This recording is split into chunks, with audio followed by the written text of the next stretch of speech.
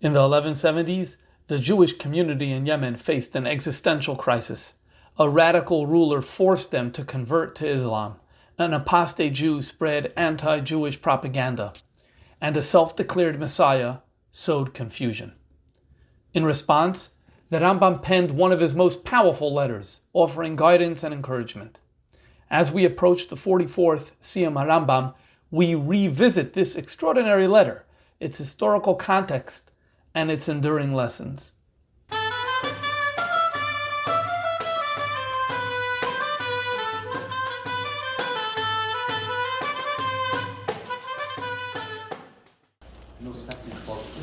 The Rambam in the early 1170s, either it was 1173 or it was 1174, wrote a letter to the Jewish community in Yemen, in Taman. It is known as Igeres Taman.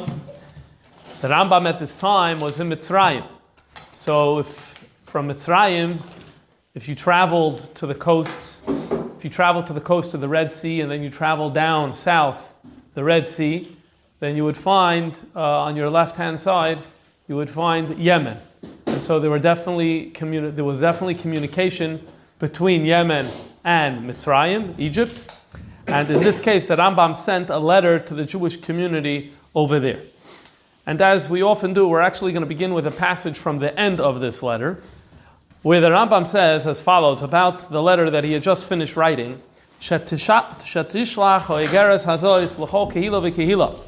I want you to send this letter that I wrote to you, I want you to send this to every single community within the larger country of Yemen, l'chazek emunasam, to strengthen their faith, u'lahamid ragleim, and to ground their footing. V'tikra al tzibur v'yichidim, I want this read aloud, meaning in the shuls they should be reading this letter aloud, and also for individuals. At the same time, the Rambam notes, caution. Achar shetishmar tachlis hashimur meirasha. Be really careful that this letter doesn't fall into the hands of a Rasha. A Rasha here could either mean, it probably means a Jew who converted to Islam. Shalo yigala l'umas olam, because then it's going to be revealed to the Yemenite Muslims, and that's going to be a problem. In other words, the Rambam is aware of the fact that the content of his letter is inflammatory. He's aware that this content is dangerous. And if this letter gets into the wrong hands, negative is going to happen. May God protect us from this. And so therefore, make sure this doesn't happen. He goes on to say further, in fact, I'm very afraid of this outcome, which is why maybe I wouldn't have even wrote this letter. But I see and I believe that in order to help the population, the Jewish population in Yemen, and to keep them on the right path, it is worth taking this risk. So that's a very interesting line, where basically, before we read anything about the letter, we know that the content is what the Rambam is saying is dangerous content. That's one piece of introduction. The second piece of introduction about this letter comes from the beginning of this letter. Here we'll learn about who was the recipient of this letter. Igeres Taman begins with the words, Mini ani, from me, Moshe Bereb Maimon Hadayon, and he continues and lists a good few generations of his ancestry.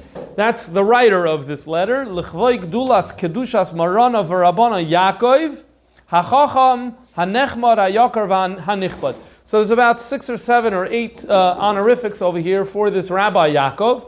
Rabbi Yaakov is ben kvoid kedulas kedushas marana v'rabana Nisanel. So it's Yaakov ben Nisanel ben Fayumi. So Fayumi, Rabbi Kapach in his translation of Igeres Taman, he notes that Fayumi over here is a personal name. And it actually is a personal name that has interesting history. The Rasag was known as Reb Sadia al-Fayumi. Reb Sadia of Fayum. Fayum is a city in Egypt, about 100 kilometers south of Cairo. There's a city called Fayum. The Rasag came from there. The Rasag was such a legend in his day, later when he moved to Bavel, and he was one of the Goinim, he was such a legend in his day that after he passed away, or maybe even during his lifetime, many people named their children Sadia. That was one option. But the other was to name him Fayumi, because he came from Fayum. So that's what happens here. Nesanel's father was Fayumi. So this is the Yichis. It's Yaakov, the son of Nesanel, the son of Fayumi. The Rabbi Nesanel is a well-known individual because he wrote a Sefer, a book in Judeo-Arabic that survives to this day. In the Hebrew translation, it's known as Gan Haschalim, the garden of intellect, Pardes Hadeis, the orchard of knowledge. Obviously in Arabic it had a different title. It's a Jewish philosophical work. And as I said, it survives to this day. Rabbi Kapach wrote a translation that was printed, I believe, in the 1950s. So his son, after he passed away, he was a leader of Yemenite Jewry. The assumption is he lived in Sana'a, the capital of Yemen. And his son was Rabbi Yaakov. Rabbi Yaakov in the 1170s took over the position of his father. And so the letter is going from the Rambam to Rabbi Yaakov, who was a Rav and a leader of Yemenite Jewry. Now, Rambam's letter was in response to a letter they had sent from Yemen. Specifically, Rav Yaakov had sent a letter from Yemen to the Rambam. Unfortunately, the letter that they sent to the Rambam does not survive. So we could only glean what they wrote from Rambam's letter in response. So we're going to read now 3 different quotes from the Rambam's letter, and from the Rambam's response, we're going to be able to see what Rabbi Yaakov's letter was about. So look at number 3. The Rambam writes as follows: Masha Zacharta, you wrote Ma'inyan Zeh, this concept, this fact of the Moishel Be'eretz Teman, the ruler in Yemen. Asher Gazar Shmad al Yisrael, who has made a Shmad, a persecution, forcing Jews to convert. V'yichriach kol anshe mekomis memshalte, all places under his jurisdiction, lotzeis min adas, to leave Judaism. Kasher asa Knani be'eretz Amarav, similar to what the Canaanites did in Eretz Amarav, in the western lands. So, Eretz Amarav, western lands, in fact in Arabic you say Morocco is the Maghreb, it's considered the west. We know that the Rambam began his life in Spain. The reason he left is because the Almohads, who were ruling North Africa, including Morocco, they practiced a very extreme version of Islam that said everyone had to convert. They did that to the Jews locally, and then they crossed north into Spain, and they did the same thing in Spain. So it made life unbearable for Jews there, and that's why the Rambam had to leave Spain. So that's Asher Osa Knani. He's calling them Knanim. Rabbi Kapach explains because Africa is associated with Chum. So, and Chum is the father of Knan. So that's the explanation for why it's called Knani. So Asa Knani Beretz Amarav is a reference to the Almohads in Morocco. So that happened to the Rambam. That happened 20 years earlier. Remember, now we're in the 1170s. So what happened in North Africa was 20 years earlier. So he's saying now in Yemen in 1170s, something similar is happening where the ruler has forced everyone to convert. So he's referring here to the ruling group that had control over parts of Yemen from 1159 to 1174. They were known as the Mahdids. The founder of the Mahdids, his name was Ali bin Mahdi. Mahdi means like the concept of the anointed one, who's going to be sent to be the rescuer in Shiite Islam. By this time, the 1170s, Ali, the founder of this dynasty, if you will, is not alive, but his son is Abd en Nabi. He's the ruler, and he's the one, presumably, who forces the Jews in Yemen to convert.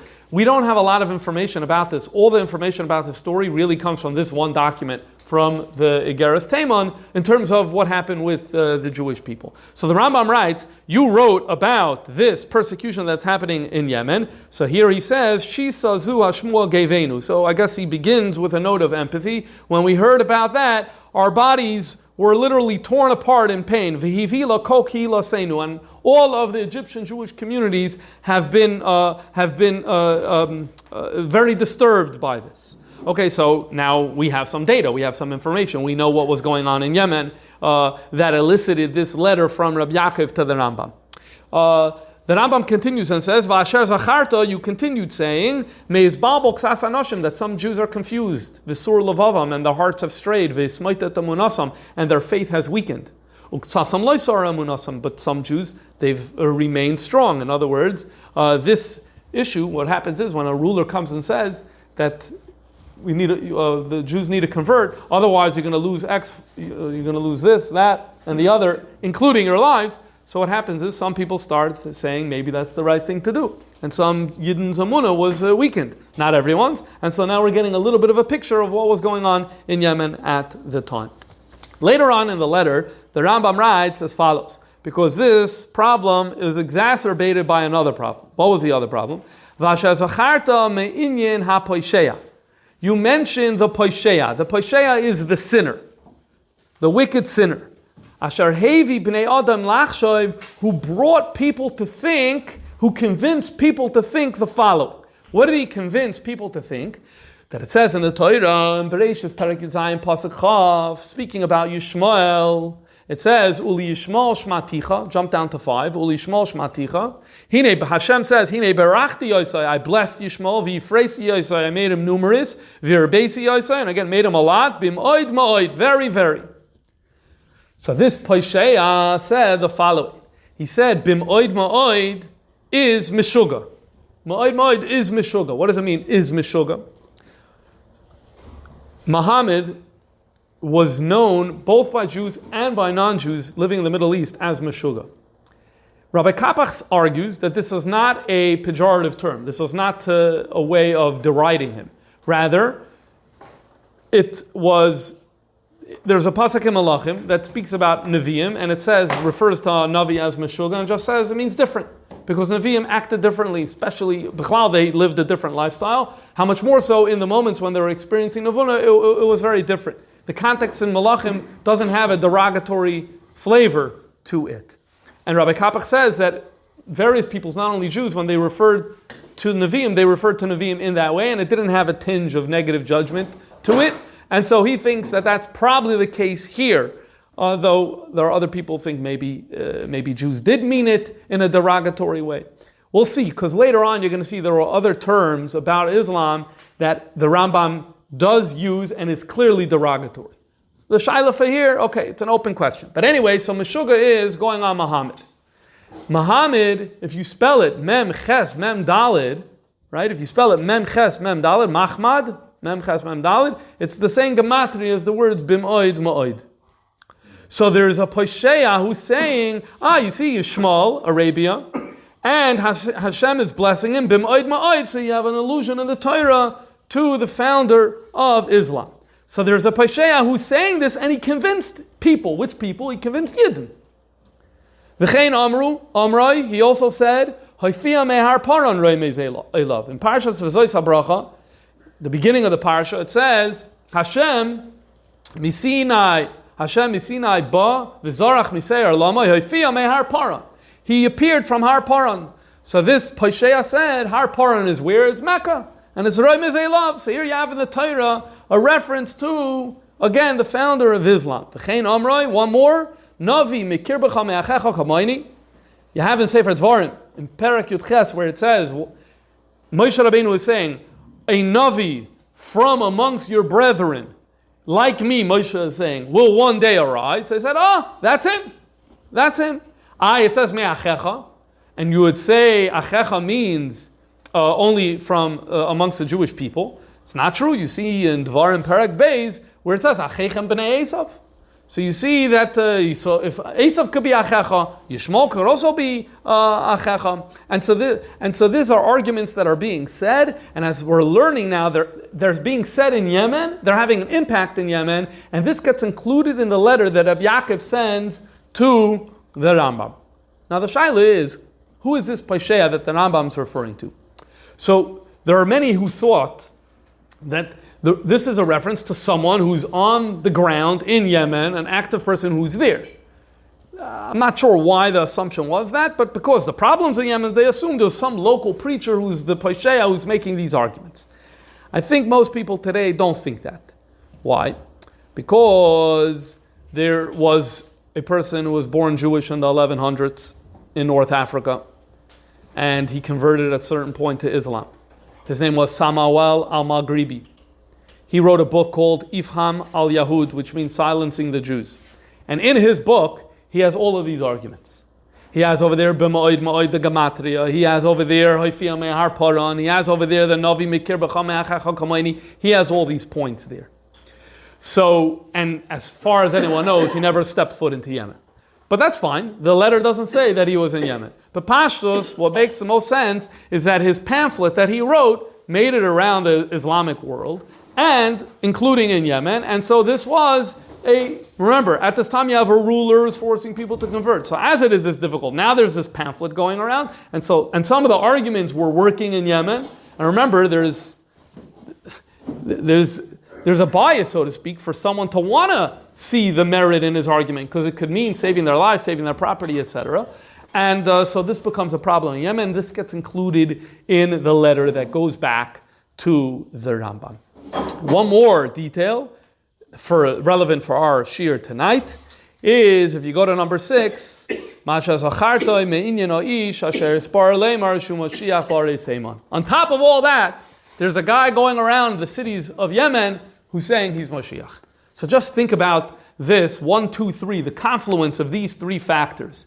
The persecution, the propaganda, and now of someone who's going around and saying he's Mashiach. So by definition, people are desperate to actually believe him. But then this could also, if it's not true, then that runs into all types of problems. So this is a very, very vulnerable moment for the Kehillah in Yemen. That leads to them writing a letter to the Rambam, asking for help and guidance on all these points. There was a few more details that they asked the Rambam as well, but we're going to focus on these points. These are the points that we're going to be focusing on. So that's an overview of the historical situation that was going on at the time. Again, where do we have this information? Only from this letter of the Rambam. So now, the Rambam's letter is quite long. It's quite long. There's no way we're going to learn or cover it. Really, it's a real limud to go through the whole thing. But we're going to do some highlights and bits and pieces about all these issues. So first, about the persecution itself. The Rambam points out the following. He talks about a foolish person, a sachal, who when he sees a statue that looks human-like, says, this statue, the human-like statue, is the same like a human being. Why does he say that? Because it looks that way. Says the Rambam, just like we would all laugh at someone who would make that mistake, so too we need to laugh about the people who compare Yiddishkeit to other religions. And the Rambam says something very interesting here. There are people who make the following mistake. They say, Yiddishkeit and Islam, same thing. This religion has Asr and Mutter, that religion has Asr and Mutter. This religion has divine worship, this religion has divine worship. This religion has reward and punishment, this religion has reward and punishment. So now, obviously you need to have a religion, but is there that much of a difference between this and that? Says the Rambam, this is similar to someone who's saying, is there a difference between a human being and a statue? What's the difference? The statue, there's nothing on the inside. So the Rambam uses that simile to say that so too is with the laws in other religions. It is just a charade. There is lacking a soich, there's lacking an inside, he said. V'ilu havin shnei hatoichos, if the person would see the 2 insides, he would know. Sha'atayra likisa mitis, the true divine Torah, kol chachmasa b'soicha, the wisdom is all within. There is no mitzvah there is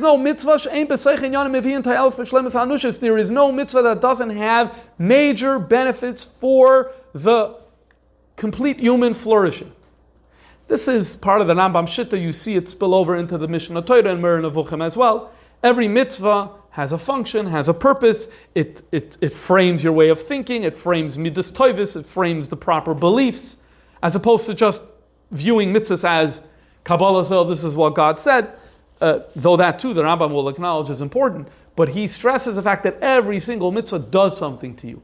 Every mitzvah accomplishes something very important to you and your character. So here he's saying, where do you have that? Only by Chachma Lekis. Any other religion, they could say things are forbidden, things are permitted, but that's empty. That's empty, he says. Okay.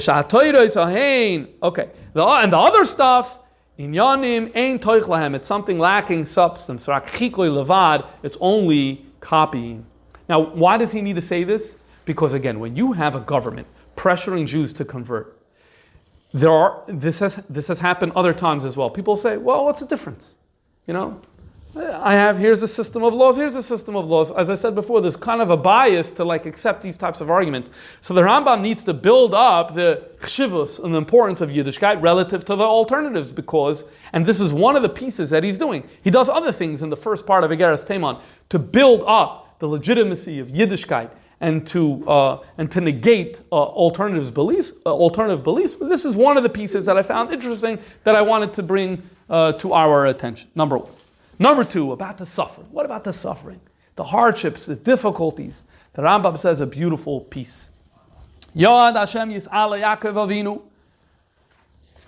God Almighty promised to Yaakov, Shazaroi, that his descendants, Afal Pi Sheyashpilu Ma'umois V'yanatchum, though the nations of the world will defeat them and beat them, Heim Yisharu Achareim, the Jewish people nonetheless will survive after the nations of the world have ceased to exist.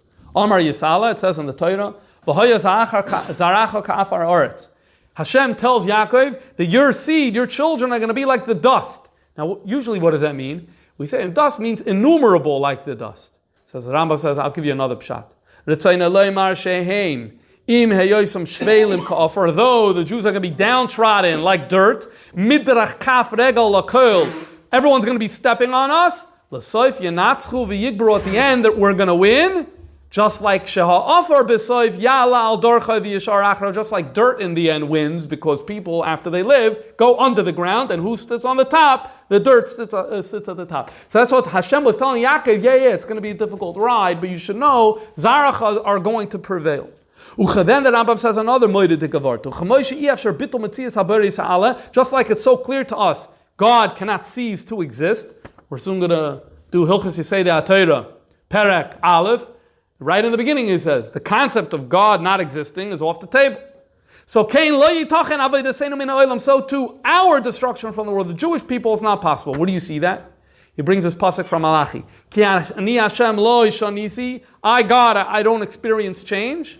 You, the Jewish people, have not experienced and won't experience destruction. The Rambam, as far as I can tell, introduces a new pshat to this pasuk. It's not the way the Pashtanim understand it. That the pasuk is saying, just like God cannot change, so too there cannot be a fundamental change in terms of the Jewish people and their existence. Why is he sharing this with the Jewish people in Yemen? Obviously, they need to hear this. Because right now, they all feel like there's boots on their neck, literally pushing down. And they feel like they're the dirt. So number one, you should know that's expected. Number two, Gamza Yavor, this too is going to pass. So this is a very important message for them to hear.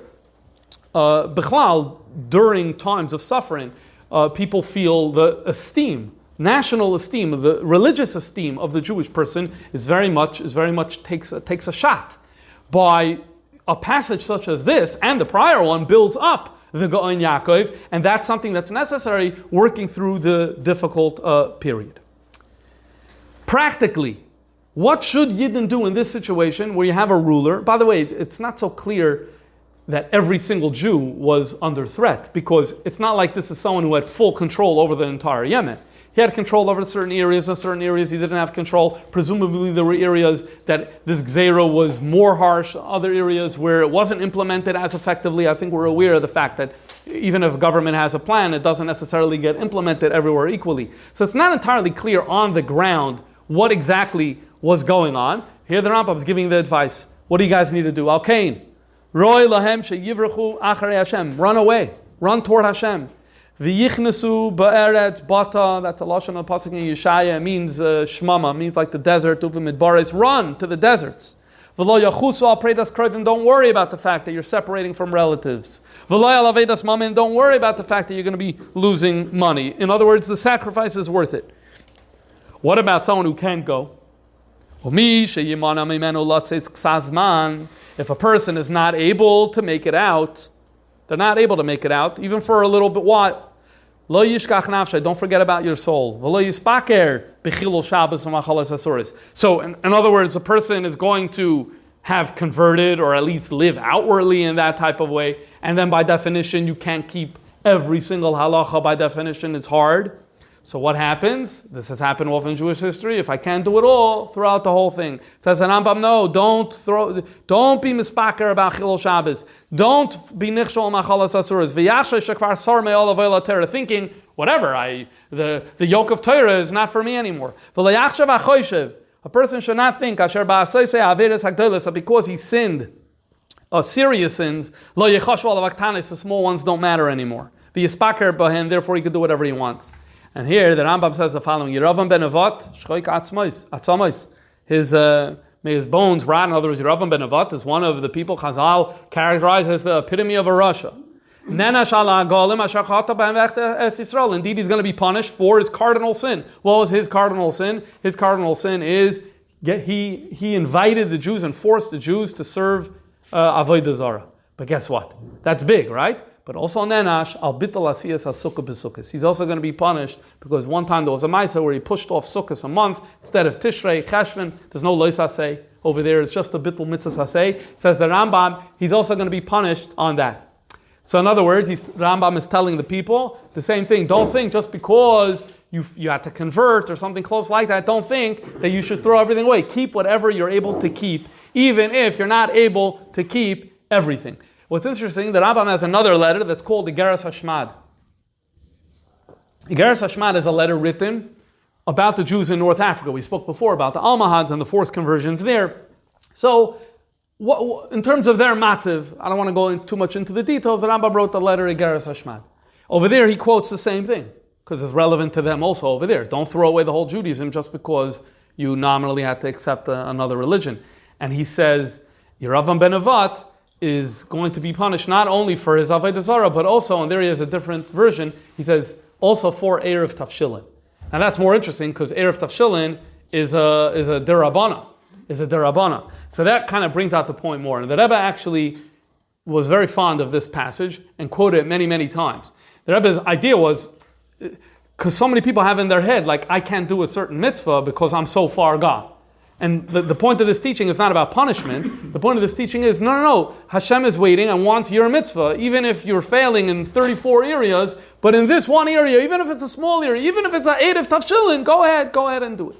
So there are many times. The famous Miriam Bas Bilga Sikha, the Rebbe quoted this, amongst many other times and places as well. So this was an overview of the first part of the Geras Teiman, dealing with the first issue. The first issue they wrote to the Rambam was what? There's persecution and forced conversions. So what did the Rambam tell them? The Rambam is building up Yiddishkeit, building up the immortality of the Jewish people, and then gives them practical advice about what they should be doing. The next issue that they wrote to the Rambam was about this Posheya, this individual who wrote this anti-Jewish work, which included the evidence from within the Torah, supposedly, indicating about Islam. Says the Rambam about these claims. Ha-poishim atzmam asher yatu bahem, the poishim, meaning these Jews who converted, who are trying to mislead others with these statements, they themselves lo yachshavu kain, they don't believe them. V'ulam yechavnu, so why are they doing it? Their intention is lispar be'elu amamorim etzel hagoyim. They want to become great with these essays that they wrote by the non-Jews. V'shayaru lahem, to show the non-Jews sheim imsu masha bekoloin, that they have indeed fully fallen in sync with what is in the koloin. Good. Here's an example. I alluded to this before. This is Quran. But what happened was Jews in Arabic countries, Quran is very close to the word kolon. Kolon means shame. And so Jews, instead of calling it Quran, they called it the Kolon, and the Rambam is doing that over here. So that's an example of taking a word and using it kind of in a negative. So the Rambam is saying, these guys, you think they really believe this Ma'od business? And the Paran is Mecca? They just want to, they're showing it because there's people looking over their shoulder, is this guy a good Muslim? So they need to show it, so they have to show great zeal by writing these pamphlets and propagating them around. But they themselves don't believe it. How do I know they don't believe it? Because the Muslims themselves don't use these proofs. How do I know the Muslims themselves don't bring these proofs? So here, because they looked in the Torah and they couldn't find any evidence for their religion in the Torah. So what do? They have another thing. It's called the Tahrif in Islam. And what's the Tarif? The Tarif is the idea, Amru, what the Rambam quotes here, Hamiroisam HaTorah. You change the Torah. You introduce changes. So this is a doctrine that accuses Jews of having removed someone's name, Muhammad's name, from the Torah. So now the Rambam goes on to say, how do I know that's ridiculous? That's ridiculous because the Torah was translated into Aramaic, into Persian, into Greek, into Latin, all before Koidem Sha'amad, who? Hapostle. Koidem Sha'amad Hapostle. Okay, apostle is a derogatory word, the invalid one. Rabbi Kapach writes that in Arabic, Muhammad is referred to as the Rasul. Rasul is the Shliach, the messenger, right? So Muhammad is the messenger, Rasul. Rasul and apostle sound very similar. So again, Jews pundit, just like they did Quran, Koloin, they did Rasul, apostle. Fine. So all of these Bible translations happened before the advent of Muhammad. And so the Rambam is saying, and you look at all these, you don't see any evidence whatsoever for anything having been removed. And it couldn't have been a conspiracy to negate him because all these translations were done before him. But what's the Rambam's main point? Why do the Muslims need the Ta'arif? It's because they actually don't believe if they had these Ramazim, so then they wouldn't need the Ta'arif. They have the Ta'arif because they don't believe these Ramazim. And so that's, if you need talking points to talk to fellow Jews of why you take Samuel's Kuntras and throw it out, this is a talking point that you could use. The Muslims themselves don't believe it because they came up with this concept of the alteration of the text. But then the Rambam continues and he gets into it a little more. He gets into like the negating the arguments. So it's the Rambam like this. If you go back to the pasuk, it says, Hine berachti Yosei, I blessed Yishmael, v'ifreisi Yosei, I made him many, v'herbeisi Yosei b'moed moed. If we taka wanted an allusion, if b'moed moed was a person, it should have said, Hine berachti Yosei b'moed moed. I blessed Yishmael that he will have ma'od ma'od. Then that could work out. But it doesn't say this, it's berachti Yosei, and then he freisi Yosei, I made him a lot, vir beisi Yosei. So the ma'od ma'od is going on what? It's qualifying the vir beisi Yosei, I made him many. So now if ma'od ma'od is about I made him many, so then that's not about any one individual. Again, if you add hine berachti Yosei b'ma'od ma'od, I blessed him b'ma'od ma'od, so then you can say I blessed him by giving him a descendant whose name ma'od ma'od. But you don't have that. It's not talking about one descendant. So he freisi Yosei, vir beisi Yosei, so now you're talking about many, many people, ma'od ma'od. So that's Rambam's first point of why this argument doesn't work. Then the Rambam continues and says as follows: Sharoi sheteda, you should know, Sha'ashem asher nitlim ha'poishim boy, that the name that these poishim, again, we assume when he says poishim, he's referring consistently to these Jewish converts who are doing this propaganda. Shehu b'moed ma'od, the name, Einoi mem ches mem dalet, it's not Muhammad. Elu aleph ches mem dalet, it's Ahmad. The name is not Muhammad, it is Ahmad. How do I know? Keinu Lashem Amoram, because this is what it says by them in the Quran. And he goes and quotes here from the Quran. So yes, there is a verse in the Quran that refers to a future prophecy and says that a child will be born and his name is going to be Ahmad. That's the name, the way it's written. And in Islamic tradition, this is a reference to Muhammad. There are 4 other times in the Quran where the name Muhammad is used. So the Rambam is saying that the name is not Muhammad, it's Ahmad. And now you ruined the gematria because now you don't have the b'ma'od ma'od was dafk if you spell it mem ches mem dalet, if I recall correctly, mem ches mem dalet. Once it's aleph ches mem dalet, so then you messed up the whole gematria. Now really we need to think a little bit more about this because at the end of the day, the Quran also speaks about Muhammad. 4 times it mentions Muhammad's name. So why is the Rambam settling on this Ahmad, which is only in one place? So I don't know. And the people who wrote the commentaries, they, for whatever reason, didn't discuss this. But this is what I think. If you look at the other places, they're just saying he came and he went. Those are the places where it says Muhammad. The Ahmad verse is an important verse because this is a verse where there is, so to speak, a supposed prophecy of him coming into being. And there, Taka says Ahmad.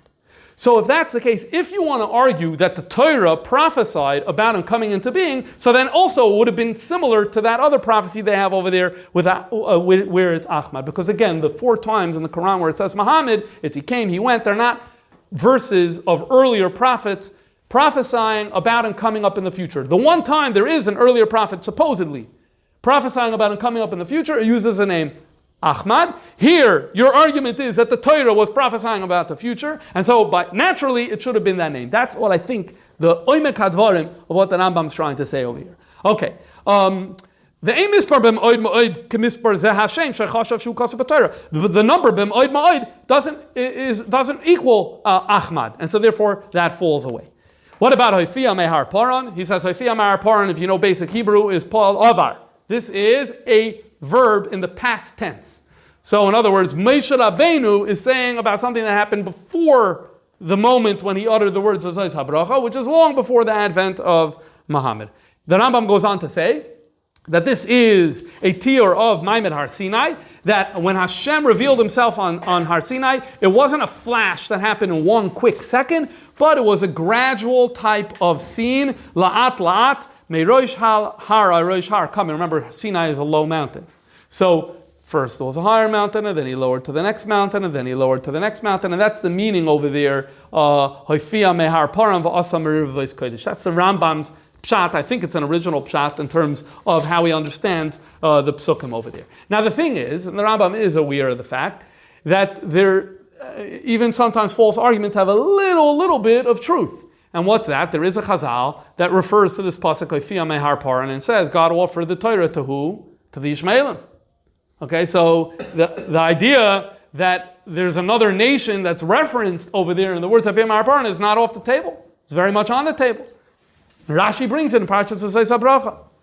So the Rambam, here's how the Rambam says it. Yes, it is true that Bi'aru HaChachamim Zal Omnam Hashem Shalash Shliach L'Roimim Koydem Moshe Rabbeinu, that Hashem sent a Shliach to the Romans before Moshe Rabbeinu, V'heran Lahem HaTorah, and showed them the Torah, V'lo Kiblu Mimenu, they didn't want it. Achar Kein Shalach Shliach Achar La'Aravim, he sent them to the Arabs, V'heran Lahem, showed them V'lo Kiblu Mimenu, they didn't want to accept it from him. It's interesting, the Rambam is learning this famous teaching as literally a shliach, which is not usually when we hear this teaching, it's more like Hashem offer, but it sounds like there was a human being, Basar Adam, who actually made this offer to these people. But Rambam says, yes, so you're right. Yishmaelim are involved over here, but it's a story that happened long before Muhammad. He says, and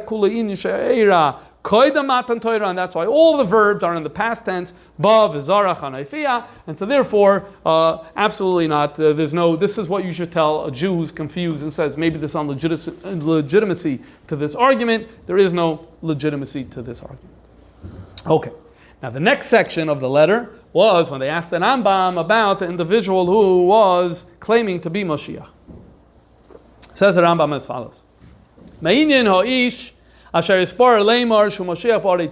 The guy going around saying he's Moshiach in the cities of Yemen. By my very life, I'm not surprised about him. I'm not surprised about as many followers. Why? I'm not surprised about him, because there's no doubt that he is not stable. Here the Rambam does mean it definitely in a derogatory way. Okay. And his followers, I'm also not surprised that they're following him. Why? Because they're going through tremendous suffering. And when you're going through tremendous suffering, it clouds your judgment. Number one. Number two, they're also not knowledgeable about the great station, the great stature of Moshiach. And that's why Chashvuzah, that's why they think this guy is Moshiach. Ulam, however, Tamatim Amarecha, I'm surprised about you, Reb Yaakov. Va'atam ibnei Torah, you are a scholar. V'reisa divrei chachamim, you learned the words of the sages. Remember, your father wrote a whole big sefer. I'm sure you had a great education. Ulai Zahemes, and you think this is true. What's going on? Boy, I'm very surprised about what you wrote in your letter. That this individual is known to being Yirei Shamayim. Okay, that's not all. Sometimes people claim to be Mashiachs, and they weren't the biggest Yirei Shamayim. This guy was Yirei Chet. And he has a little bit of brains he has. He has. Says an Rambam, with these attributes make you Mashiach Hashem, that you have Yirei Chet and you have a little bit of wisdom. So I'm surprised you, Reb Yaakov. Vasher Aviachal calls him, what has brought you to all of this? Basher loy hishkachta Lamailas HaMashiach Mahi. You failed to really pay attention to the great stature of Mashiach. And here the Rambam starts describing Malasoi. What is his great advantage? Hi hagvoya shebemalas hanavim v'anichbedes b'hem achar Moshe Rabbeinu. The Rambam here says that Moshiach will be the greatest Navi, second to Moshe Rabbeinu. Moshe Rabbeinu can't be greater than Moshe Nevuah because the Torah says that v'loi kam. There's no one going to be as great as Moshe Rabbeinu and Nevuah. But fine, second to Moshe Rabbeinu. This is very interesting because Rambam in Hilchos Tshuva makes this statement. When he talks about Mashiach in Hilchos Tshuva in Perek Tes, he says that Mashiach is a Navi Gadol Karev LaMoshe Rabbeinu. So a lashon similar to that. What's interesting is that in Hilchos Malachim, we're about to go to the Siyum HaRambam Friday. In Hilchos Malachim, when he describes Mashiach, he actually doesn't talk about him as a Navi. If you look in Perek Yud Beis, Derech Hagav, when he's talking about Yichus, that is establishing good genealogy, he says over there that Mashiach is going to do this with Ruach HaKodesh. And we know when the Rambam says Ruach HaKodesh, and Hilchos Yisei Torah, and Perek Vav Zayin, whichever Perek over there talks about Nevuah, he uses the language of the Navi that Miyad Ruach HaKodesh Sheir Olav. So Ruach HaKodesh is Nevuah. So if you read Perek Yud Aleph Yud Beis really well, you'll find like a reference backwards to Ruach HaKodesh. But he describes Mashiach, talks about a Melech, and he's going to do this, he's going to do that, and he doesn't have over there Nevuah. In Hilchos Tshuva, he does. So this is like discussed. And we're due to a lack of time, I'm not going to get into the various explanations about what's going on over here. We're just going to note that what he says here, it's interesting. What he says here, and this is the first thing he teaches, it says about Mashiach in Igeres Teiman, is he has it in Hilchos Tshuva, but he actually doesn't have it in Hilchos Malachim, unless you want to count that Ruach HaKodesh reference in Perek Yud Beis. Once I know that Mashiach is a Navi, he goes weiter. Vanachnu nisne b'chol Navi. We have a condition with every Navi. Shia betachlis hachachma. The guy has to be a genius. Only then va'az yinabeu Hashem. Ki ikar b'yadeinu. We have a teaching. Gemara Shabbos says, Ein hanavua sheira ela hachacham gibar va'asher. Person has to be wise, strong, and wealthy. Ubiaroi. And they explained, Ubiaru, and they explained, She'inyan gibor. What does a gibor mean? Koivish jes yitzray. Gibor doesn't mean that he can lift weights. Kovish is Yitzray. It means he's a giber over his emotions, self-regulation. For Asher means wealth and knowledge. Asher bedaita. V'ulam, however, kishispar adam she'enei chacham gadol shu navi. If someone who isn't wise says he's a navi, loy naminu, we can't believe him. Kol shekain kishispar echame amar shu Mashiach. How much more to say Mashiach? Because remember, Mashiach is a navi plus, the greatest navi, second to Moshe Rabbeinu. And this guy is an Amoritz. How do I know that this guy is an Amoritz? So first of all, they wrote in the letters, She'ita Iksas Chachma. They wrote in the letter, he's a little wise. But the Rambam says, I know that he's also Amoritz. How do I know? So he goes on to say over here a very interesting detail. This Moshiach told everyone that everyone has to give away all their money. Okay, that happens sometimes when people start groups. So sometimes this is a feature. Everyone has to give away all their money. So the Rambam says, that's a choita. Shumara hadas, he went against Judaism. And Rambam says, Sh'v'lo shamu mimenu. Isn't that, the Jews didn't listen to him. So Rambam says they were right. The Gemara in Ksubah says, Hamavazvez, lo yavazvez, yesim echoimish. You're not allowed to give away more than a fifth of your possessions. And weiter, he says, if everyone gave away their money, so if you gave it to one person, then that person has to give it away. So he has to give it back to you. And then now you need to give it back. Then he needs to give it back. He says this is v'zeu tachlis hashtus. There's nothing more ridiculous than this idea. And so therefore, this is how I know he's Amoritz, in addition to the fact that you guys said, Ita Iksas Chachma. So by definition, that means he can't be Mashiach, because Mashiach needs to be a Navi, and a Navi has to be a genius. Okay, so now we need to ask ourselves the following. And say, Rambam's idea doesn't sound so revolutionary. Wouldn't the people in Yemen know this? Wouldn't the people in Yemen know this? The Rambam says, I'm not so surprised about the people in Yemen because they're under a lot of pressure and they don't really understand Mashiach. I want to add a small detail to this. The Jews were living in Yemen. Yemen, an Islamic country. The Islamic tradition, this doesn't come from outside, the Islamic tradition itself says that their prophet, their founding prophet, was ignorant, didn't know how to speak, didn't know how to write or read. So, growing up in that type of climate and an environment, that could leave an impression on you. Okay, so that means the big guy may not have to be the greatest scholar. And that could have had an influence on the masses to therefore assume that maybe it's not such a prerequisite for Mashiach to have this mile. However, we still have to probe here and wonder what was going on over here. And Rabbi Yaakov didn't know this. Rabbi Yaakov didn't know this. His father was a Talmud Chacham, and he was a Talmud Chacham. For him to have written to the Rambam, it's hard. The Rambam himself testifies that he, in the beginning, with all those honorifics. That's why I left them in at the beginning. So he didn't know this. So what's the pshat here? So I think we know this from other times in history. It's very, very difficult when you're living in a community that's under siege, and there's a lot of people that want to say a certain person is Mashiach, and the masses feel that way. For a rabbi to come, say, no, nicht azoi. The first, it's a shtickle dangerous, and the pressure could be unbearable. And we know this from later stories in the 17th century and other stories. I don't want to go ba'arichis, but we know this problem. There are letters of Rabbanim saying, I feel like I can't say anything. Meanwhile, look, he's being Mo'ir Yidden, there's some tshuva that's happening, some positive things. Why should I come and say, I'd rather sit and be quiet? So you can imagine Rabbi Yaakov saying, why should I battle with the people if this is what they feel? It would be much easier for me to write a letter, write it to the Rambam, let the Rambam say no. Then the Rambam says no, come say, okay, everyone respects the Rambam. The Rambam said no, you have tainas, go right to him, leave me out of it. So I'd like to suggest that Rabbi Yaakov knew this answer, the Rambam says, I'm surprised, you know Chacham, and you think these are the characteristics of Mashiach? I'd like to suggest that Rabbi Yaakov knew the characteristics of Mashiach, but he also knew the fifth chelik of Shulchan Aruch, and he knew that this was probably a wiser way for how to convince the people in his community. Back to Yigeres Tema, the Rambam continues to talk more details about Mashiach, and by the way, it's fascinating to line up all the details there with what he writes in Mishnah Torah. We're not going to do everything, but here's another passage. How will Mashiach appear, and where will he appear? The Rambam says, Hu Yamei Be'eretz Yisrael Dafka. Specifically in Eretz Yisrael. This is a detail that is absent from Mishnah Torah. The Rambam Mishnah Torah does not say anything about Eretz Yisrael. Okay, some of the commentaries point out that the lashon of the Rambam is Yamoid Melech mi Beis David, and a Melech, you learn in the beginning of Hilchas Malachim, is only someone that's a mitzvah in Eretz Yisrael. I don't know. At the end of the day, the Rambam doesn't clearly say, when he's talking about Mashiach and Perek Yud Aleph, Perek Yud Beis, doesn't clearly say Yamei Be'eretz Yisrael. Here he's saying, and we know why he's saying it over here, because he wants to say Yamei Be'eretz Yisrael, you're in Yemen, forget it, you're disqualified. Uva Yaschal Ligalis, the beginning of the revelation of Mashiach is going to happen Dafka in Eretz Yisrael. V'ulam Eichos Amidasai. If you want to know how this is going to happen, how is he going to rise? Shaloi Yivadach Lau Koydam Amdoi.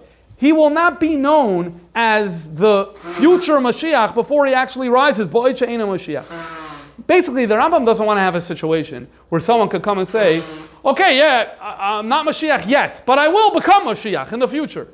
So how do you knock that out? You knock that out saying, no, there's no such a thing. There's no I will be. There's nothing, and then there is the person who's Mashiach. He goes on to say, it's not like we could come around and say, oh, by the way, so-and-so, the son of so-and-so, one day he's going to become Mashiach. No. Yamadish, there's going to be a person who's going to arise. And how are we going to know that he's Mashiach? Not because something he'll do in the future, but the things he accomplishes, that's going to tell us that his taina, that he's Mashiach, is true. It's also going to establish his yichus. In other words, how are you going to know? Is he really Beis David or not? We need to do a genealogy research? No, you don't need to do a genealogy research. If he's doing the deeds of Mashiach, so that itself verifies that he is a yichus, that he has the proper yichus. After he reveals himself in Eretz Yisrael, then Yispashat Yama v'Kema, then his Malucha is going to spread west and east, and then it's going to reach from Eretz Yisrael to Yemen, east, and then after you is Hoidu, because Hoidu is further east after Yemen, so that's going to be next. So his point that Rambam's trying to say over here is, this guy is coming and saying he's Mashiach, you're not in Eretz Yisrael. Did he do Oises or Moisim, any of the acts that Mashiach does? No, so you didn't. So are you going to say, he's going to become a Mashiach later? No, there's no such a thing. Before the project of the Oises and Moisim start, there's nothing to talk about. There's no Mashiach at all. So this is how the Rambam deals with this specific issue. I mentioned before, the Eretz Yisrael factor is absent from Mishnah Torah. But there's another thing. What did the Rambam just do over here? He said Oises and Moisim. He said, Mashiach is going to do Oisas HaMoisim, and that's how we know that he's going to be Mashiach. Okay. When we read Hilchos Malachim, Mishnah Torah, Perek Yud Aleph, Zok the Rambam, Al Yala Al Daitcha, don't assume Melech HaMashiach Tzorech L'Ases Oisas HaMoisim, that he has to do signs and wonders. That's a typical translation. Umechadish Dvarim Ba'olam, and introduce new things into the world, Amechaya Mesim, or to start a resurrection, V'chayes B'Dvarim Elu. Ein Adavar Kach, not so. What's this? Raya Rabbi Akiva. When Rabbi Akiva accepted Bar Kusiba as the Mashiach, he didn't ask. The sages didn't ask for an ois and a moifis. And so therefore you don't need mufsim. Oh, so there's a big stira. Igeris Teiman, he said, how do you know someone's Mashiach? Oises a moisim. Mishnah Torah, he says, don't think you need oises a moisim. Okay, a lot has been written on this. The Satmar Rebbe in Vayoel Moshe has a shtickle on this. So he wants to be mechalek and say that if you read the Rambam well, he says, Al Ya'al Daitcha Sha'amelech HaMashiach Tzarech Lasis Oises U'Moisim U'Mechadish Dvarim Ba'olam HaMechaya Mesim. In other words, why did the Rambam add those words, U'Mechadish Dvarim Ba'olam HaMechaya Mesim? There's two types of Oises U'Moisim. When you say the word Oises U'Moisim, it could mean two things. One is, let's say you win a war, or you bring it into Eretz Yisrael, right? Or you get Gentiles to start honoring you. That's Oises U'Moisim, but that's not Kriyas Yamsuf, right? That's not Shinim and Hagashol Teva. That's not making rocks flying upwards. That's not Tchias HaMesim. So the Rambam is saying a Shinei in Teva Shal Olam, that you can't expect from Mashiach.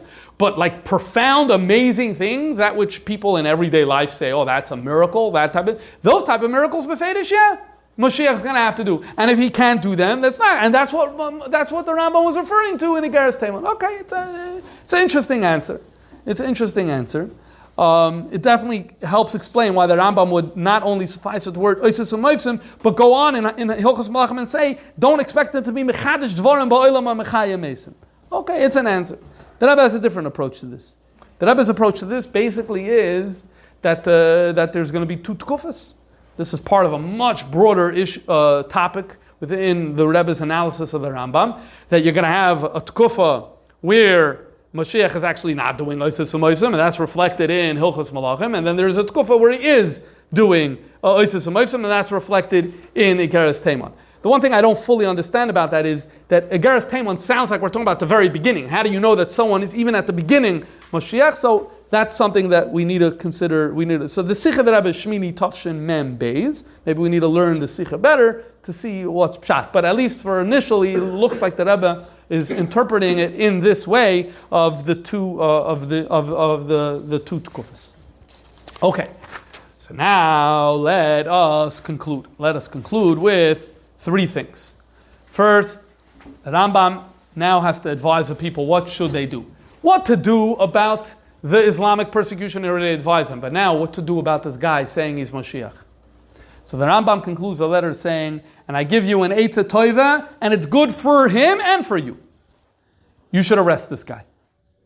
This way it's going to become news, and all the non-Jews are going to know that he was arrested. They're going to ask, why was he arrested? You're going to say, because he's saying things and it's not something that makes sense and he's not healthy. Oh, so now everyone knows he's not healthy. So then let him go. Then you'll let him go. But then you're going to stave off the problems. Why? Because what's going to happen later is that the Gentiles, they don't like Mashiach figures. It threatens their power, at the very least. And so this usually causes problems. But now they'll hear that you guys treated him like a Meshugana, so then they'll leave him alone. And but otherwise, he says, if you let this thing spill out and the non-Jews find out about it, they're going to kill him. And there's going to be persecution worse for the Jewish community as a result. Then the Rambam does something very interesting. He gives a shtickle history lesson. And he gives pieces of history, some of which is only known because of these things. The Rambam documents 4 cases in prior centuries where there's a person who arose and said he was Mashiach when he wasn't. And the common denominator in all 4 of those cases was that the local Jews suffered greatly as a result. And so the Rambam is basically saying, learn from history that this is something you can't just let happen, you have to deal with this. That's in terms of the Rambam's Eitzah. Now, we have another letter of the Rambam that finishes the story for us, which is as follows. There's a separate letter that the Rambam wrote to Europe, to Chachmei Montpellier, that's a city in southern France in the Provence. And they had written this letter is famous for the Rambam's position on astrology. By the way, in Igeres Taimon, there's a whole keta about astrology too, but for timing, we're not including it. But here, this letter to Montpellier is all about astrology. Is it a real thing? Is it not a real thing? The end of that letter has a paragraph. Let's read the paragraph. About Mashiach, where there's certain words in my name that reached you, you have the wrong story. It didn't happen Isfahan. It didn't happen in Isfahan, the city in Iran in the east. The story happened in Yemen. Here, I'll tell you the story. Here's the right version of the story. Amad Ish, a person arose. This happened about 22 years ago. This is a very valuable line. Thank you, Rambam, for putting this line into this letter, because this letter to Montpellier has a date. The date of this letter is 1195-96. It's just two versions. There's two versions in the letter. In the Kisayad, one has the year coming out to 1195. The other one has coming out to 1196. Now I know the story in Taimon happened 22 years earlier. That gives us 1173-74, and that's how we know how to date this story. So he says about 22 years ago, there's a person who arose, and he said that he's a shliach miyasher derech lifnei melech HaMashiach. He is here to prepare the way for Mashiach. He's not Mashiach himself. He said that Mashiach is with us here in Yemen. So this is already a detail that is a little different from the story that we read. We didn't hear about two individuals, one proclaiming about the other. Okay, let's continue reading. V'niskapsu loy, and to him many people gathered. Anoshim harbe, Yehudim v'Arvayim, Jews and Arabs, gathered around this individual. Now the question is, who's this individual? The letter is vague. Most people assume that it means the proclaimer, not the Mashiach, the proclaimer. But if you read it that way, then the entire rest of the letter becomes a story about a proclaimer, not about Mashiach, and this Mashiach is a non-factor, in which case then the whole story seems not to match up well with the Igeres Taimon that we just read. If, however, you read V'niskapsu loy to the Mashiach, then it solves those problems. I'm not saying that's the right way to read it, but I just want to offer that as an alternative. I think it works. V'niskapsu loy to the Mashiach, anoshim harbe, Yehudim v'Arvayim, v'ayim esay v'baharim, he's going around the cities. V'kasu li'achenu shebeteimon, our fellow Jews in Yemen, wrote to me eksav gadol, a long letter. Okay, now we know it was a long letter. We didn't know that from Igeres Taimon. Yodiu li mishpate v'darkei, tell me what to do about him. V'chidushan shechidush lam b'tfilos, and the new prayers that he introduced. Okay, we didn't know from Igeres Taimon that he introduced new prayers. U'ma oimer, they also told me what he's saying. V'amru, they also said that he's accomplished certain things. Okay, amazing things. That's also, we didn't really get in Igeres Taimon any documentation that he accomplished amazing things. They asked me about this. And I understood that he is not a very intelligent person. He was Yirei Shamayim. But he wasn't wise. You see, so in case your mind was saying maybe there's two separate stories because the details on the line, it's very hard to believe that around the same Tkufa you had two separate stories that had so much similarity. I think it's more reasonable to say that this is one story, and either there are details that were being filled in now that we didn't know before, or maybe there are, I don't know, it is 22 years later. It's also a factor to consider. Like, did the Rambam take out, the old material from his archive and review the whole case before? That's another thing to consider. Okay. All the great things he says he accomplished, sheker v'chazal. I realized it was all lies. Okay. I was afraid about the Jewish community there. And like 3 booklets, Be'inyan HaMashiach, V'simanav, about Mashiach, and his signs, and the signs of the generation the signs that we will see in Mashiach. Okay, now, what is this 3 contrastions? So there were those who thought that, the Igeres Taimon was, Rambam did, Kuntras 1, and then sent it out, and then Kuntras 2. It does divide neatly, actually, into 4 sections. But Rabbi Kapach explains that that's not what this means. What's the word Kuntras? It's a word we're all very familiar with. Kuntras is a Latin word. The word is quinteros. Quinternus. Quin is quintuplets, 5. So a kuntres was when you took 5 sheets and you folded it in half and you sewed it together, and that was a booklet. So that was called a kuntres, 5, made of 5 papers. That was a Latin word. So when the Rambam is saying, I sent 3 kuntresim, what he means is that it took 15 pages, 15 gulyonis of pages. It's just a way, Rabbi Kapach says that even in his day in Yemen, people would still talk that way. If you wanted to say a length of a book, you would describe it by how many of these kuntresim were in it. Okay. Klalei shel davar, here's the end of this. Ve'yizharti yosam, I warned them, sheyazhiru lezeh ish, that they should warn this person or be careful about this person. Shama yoivad v'yabed kilis. Maybe he's going to be destroyed and he's going to destroy the Jewish community. Klalei shel davar, in the end, this is what happened. We didn't have the end from Igeres Teman because he was in the middle of the story. Now, 22 years later, the Rambam is telling us the end of the story. Klalei shel davar l'achar shana, after a year nitpas, he was captured. Ubarchu kol anu v'malav, all of the people who went along with him ran away. V'amalei melech min arvaim shatafsai, and the ruler who captured him said to him, Mazel asisa, what did you do? Amalei emes asisi, it was true. V'dvar Hashem asisi, I did it by the word of Hashem. Amalei ma moifel shocha, what's your sign?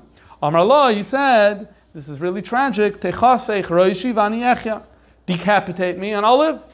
Miad amar lo, so the ruler said, Ein lecha ois gadol mizeh. This is indeed the greatest sign. V'vadai ani v'chol ha'olam, me and the entire world, amin ve'eda ki shekar nachla avseinu, will believe in you and will know that what we inherited from our parents was false. And miad hargol ois ani, they killed this poor Jew. May his death be an atonement for him and for all the Jewish people. And the Jews were penalized financially for this. I don't know exactly what this means. Maybe it was some other penalty and the Jews had to pay money to get off of the other penalty. Till today, there are people who lack brains. Now he will get up and return to lead us. And this is the story. Now, let's just remember that Rambam believes in Tchias HaMeisim, and Tchias HaMeisim is a real thing, and you're not Chasrei Hadas for believing in Tchias HaMeisim. The Rambam is saying the reason that Chasrei Hadas over here is because this person can't be Mashiach. Okay. And let's conclude now this story with the words of encouragement that the Rambam signs off this letter. He says as follows, may the Master, Creator of the world, B'midas Rachamim, with the midah of compassion, Yiskar Isanu, he'll remember us, Ve'eschem, and you guys in Yemen, Lekabez Golias Nachlasai, to gather the exiles of the Jewish people, V'yikuyam Banu Mikra Shakasuv, and let the verse happen where it says, Ha'am ha'ochem b'choshech, that the people going in darkness, Ro Or Gadol, they'll see a great light. Yeshvei Ba'aretz Talmav, is those who sitting in the shadow of death, Or Noigali, and they're going to have a bright light on them. And let Hashem bring darkness with anger upon those of our enemies, and make our darkness into light, as He promised us, as the Nevuah in Yeshaya says, darkness will cover the land, thick darkness will cover the nations, again those who threaten the Jewish people, and may upon you and us, the Jews, and all over the world, Hashem will shine His great light.